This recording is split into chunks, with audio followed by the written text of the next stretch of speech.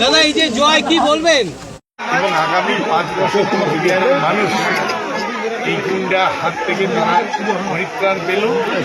কুচবিহারবাসীকে আমি অভিনন্দন জানাই যে তারা এই গুন্ডারাজের অবসানের জন্য তারা আমাকে আশীর্বাদ করেছেন এবং আগামী দিনে আমরা কুচবিহারের মানুষকে সাথে নিয়ে কুচবিহারের উন্নয়নটা করব। দাদা জয়ের ব্যবধান কত হলো?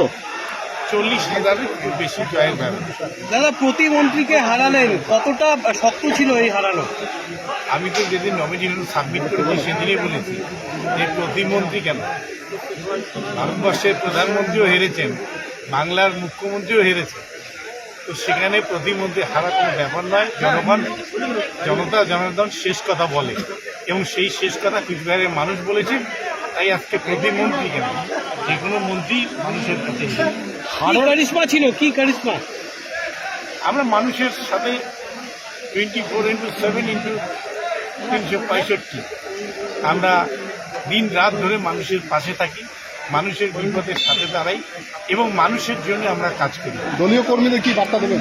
দলীয় কর্মীদের শান্ত থাকতে বলবো। কুচবিহারের মানুষ আমাদের দুহাত ভরে আশীর্বাদ করেছেন।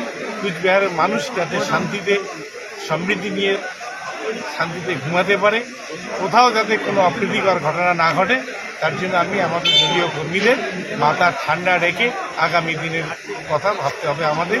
যেহেতু 2026-এ বিধানসভা নির্বাচন আছে, সেই 2000 বিধানসভা নির্বাচনে জেলা থেকে আমরা নয় যাতে বিধায়ক জয়ী হতে পারি, তার জন্য এখন থেকে আমাদের পরিকল্পনা করতে হবে। কোচবিহারবাসীর জন্য কি করবেন?